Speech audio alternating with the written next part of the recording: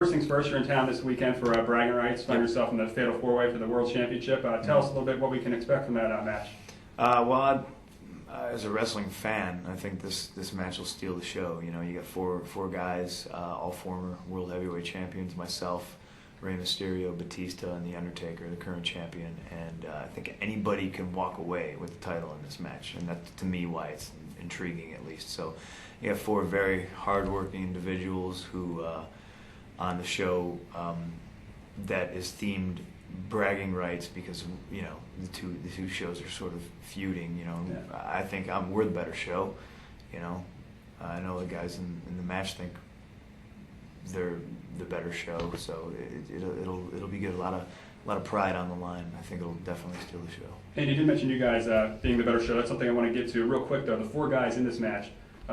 Yourself, Batista, Undertaker, Mysterio, four guys, four very different styles, I think. Mm-hmm. How do you see that coming together? How hard is it to get a match with just four guys that different to come together? I think it comes together a lot easier than you would think, just because it's going to be very action-packed. You know, there's always going to be something going on. And I think styles make fights. You know, different styles make the fight. And, you know, Rey's high flyer, you know, Undertaker's unstoppable, Batista's powerhouse, and I don't know what I would be. What would you classify me as? I don't know. It's a unique, like your own style. Okay, I'm unique. Cool. Which isn't a bad thing. No. Going back to SmackDown, versus Raw in terms of shows, we had John Morrison here. I think it was maybe only 2 weeks after the draft. He was talking about going to SmackDown. He said things very similar to what you just said. And one of the points we talked about was it does seem to be almost like the younger show. You got guys like yourself, John Morrison, kind of like the up-and-comers, but yet they do a good job of mixing you guys with the Undertakers and Mysterios, guys that have been there a long time. I mean, how does that all come together? Do you kind of see it the same way? It seems like you guys got a good mix of older and younger guys. You know, I don't see it as the younger show, age-wise or anything like that. I see it as the wrestling show. I see Raw as more of a soap opera-y kind of environment. ECW is sort of like the training ground for Raw and SmackDown, and I think SmackDown it's way more of your old school, typical wrestling show. You get more in-ring action and less diva soap opera antics. And you've been on all three shows now. Is the one that you prefer now? I mean, obviously it seems like you've really taken off since you've got to SmackDown. Was that just in terms of timing career-wise, or is it just the formula of that show that's kind of allowed you to kind of find yourself that way? It's a good mix of both. You know, right place, right time. Yeah. I think that people are always wanting something new and something different. You know, no matter how good somebody is, they tend to run their course. People get a little, tired of them and it gets stale. So, as soon as I was put on SmackDown, it was something new, something different. And I did the thing with Jeff, and it's still new and it's still different, and it hasn't run its course yet. So. And how was, you mentioned the feud with Jeff Hardy. How was that, just in terms of fan reaction? Because I think you guys, in terms of popularity-wise, are up there towards the top. I mean, it seemed like the fans really ate that up. Did you guys just feed off of that energy? I mean, just going out there every night? Absolutely, and that's what it was based off. To me, it was real. Yeah. It was the two guys that were fan favorites, and the crowd kind of sided with the one guy, and it made for a very real, dramatic tension. And I think the thing that really worked with that is there were a lot of your own personalized, you're a straight edge, and then obviously, Jeff has had his troubles, and to put those two together and using a storyline, I think just added that extra element that you maybe don't get with just the regular, run-of-the-mill feud. Precisely. Like I said, there was a real underlying tension there. I mean, just today, I had a 13-year-old kid told me that I made him cry when I beat Jeff in the cage match. So yeah.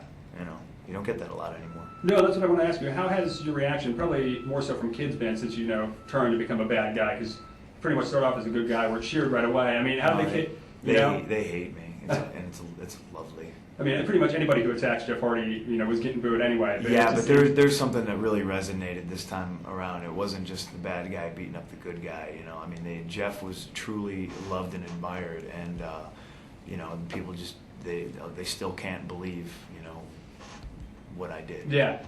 And they're still shocked by it. People are still really, really, really upset, and you don't get that very much often anymore. No, you don't. Real, genuine reactions. I don't think people don't just boo me because I'm the bad guy. They boo me because they genuinely have a great dislike for me because I can just push the buttons. I can get under their skin. Yeah, it's funny. Like now that I'm older, like when I was a kid, obviously, Bret Hart was my guy. So anybody who touched Bret, I'm booing. Mhm. Now being older, I see guys like yourself, Chris Jericho, Edge, who are technically supposed to be bad guys. But I've watched these guys for since I was a kid. I'm like, they're pretty good at what they do. So Right. it's a different. Do you see different reactions based on maybe the demographic, or like maybe some older fans who are a little bit wiser? Oh yeah, and it depends on what part of the country you're in. Oh, okay. Certain cities like certain types of wrestlers. And Philadelphia is and always will be. They will love their villains. Yeah. It's just always the way it is. A couple other places are like that. I think Montreal or Toronto, and they're like that.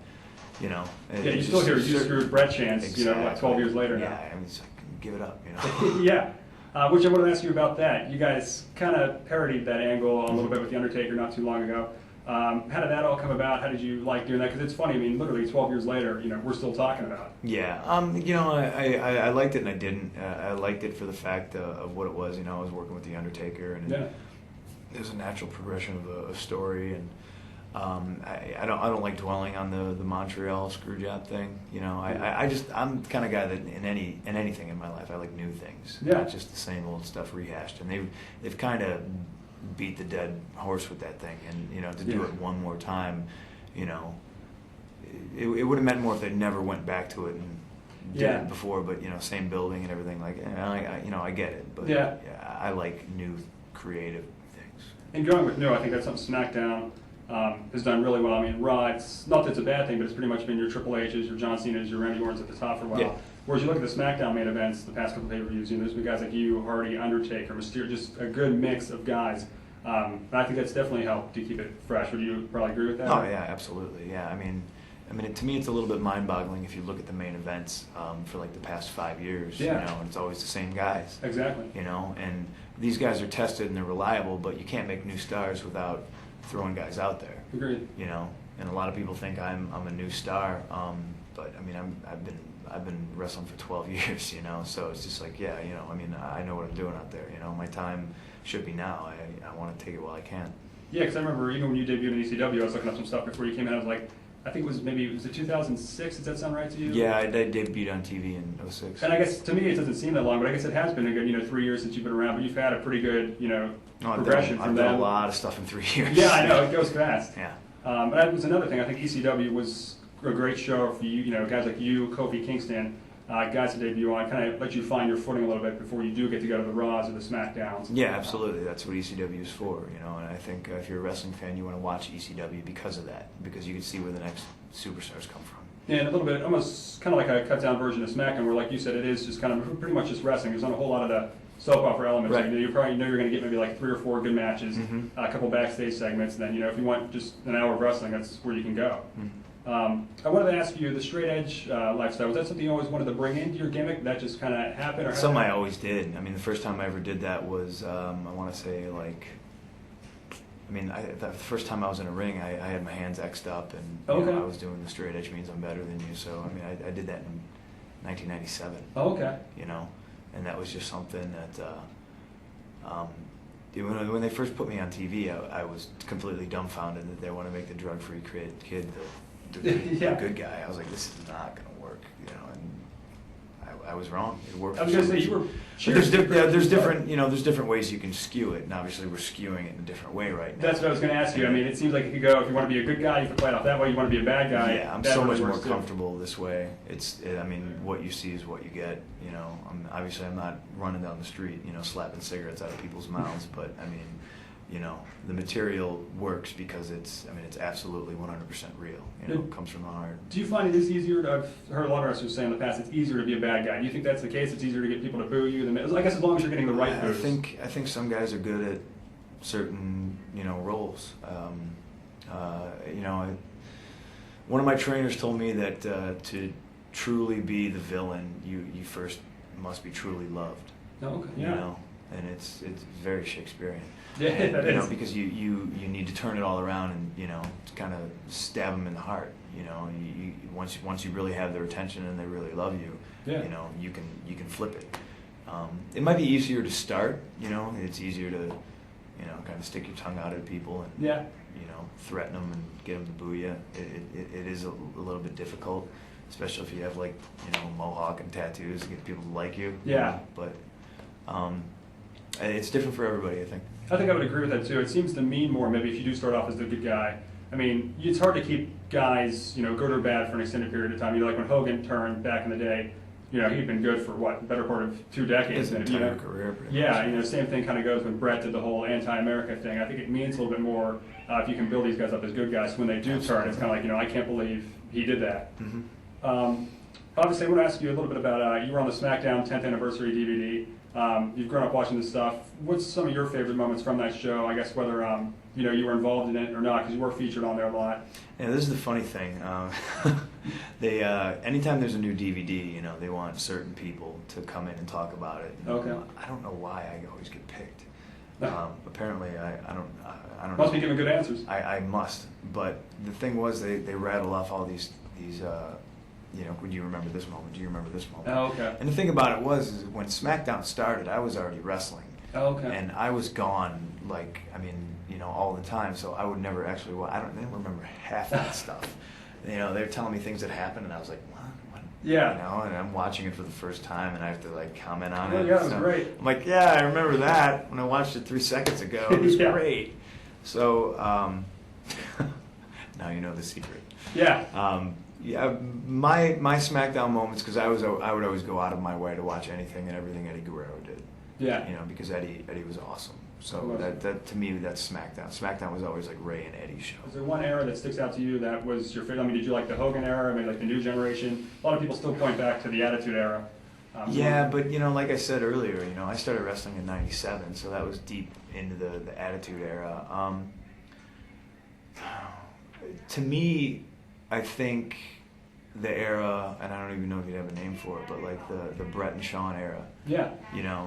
Vince was indicted by the government on this wacky steroid charge, so all of a sudden he pushed to the forefront guys that ultimately were, they're my size. And I saw myself, that's what I want to do, and that's sort of how the evolution of how I got into it, came to be. And then, my favorite wrestling is Japanese wrestling. I just love the style. I love it, how it's presented as a sport, as a hard hitting, MMA type sport. And so once I got into wrestling outside of the WWE, I just kind of devoured everything. Okay. And I toured England extensively, went to Japan for a couple different companies a bunch of different times. Did Puerto Rico, and I just kind of soaked up everything from everywhere I could go. And it seems like in terms of your style, because it is very unique, especially your in-ring work, you kind of came about at the right time, and stuff like MMA is taking off, and you use a lot of locks and kicks and stuff like that. It seemed like it really came together at the right time with stuff just outside of wrestling that was going on. Yeah. Now I want to ask you, I'm sure everybody asks you what the CM stands for. I'm not going to ask you to give that away if it does stand for anything, but what's either the best story maybe a fan has told you they thought it stood for, or what's one of the best, just made up kind of throwaway lines? There's always some good signs in the crowd. I can't really say what they mean, what they say, because there's, it's pretty not PG. But they're, the fans are rather creative, making signs, it's a championship material and all kinds of things about monkeys and all kinds of other stuff. I can't. Yeah. So do you kind of see that when you're in there and just kind of look and be like, oh, that's a new one, Yeah, I think it's hilarious. Nothing beats that, And real quick before I let you go, any guy from any era you wish you could have faced, whether, current, that guy on the roster you haven't squared off yet, or someone from back in the day, anybody come to mind, or any guys? Harley Race, Really? without a doubt. Yeah, I love to wrestle like surly 1974 Harley Race. That would be cool. Yeah. I was talking to someone earlier today, you and Stone Cold, especially with, your gimmick being right, would have been a shoe-in. I mean, hey man, he ain't dead.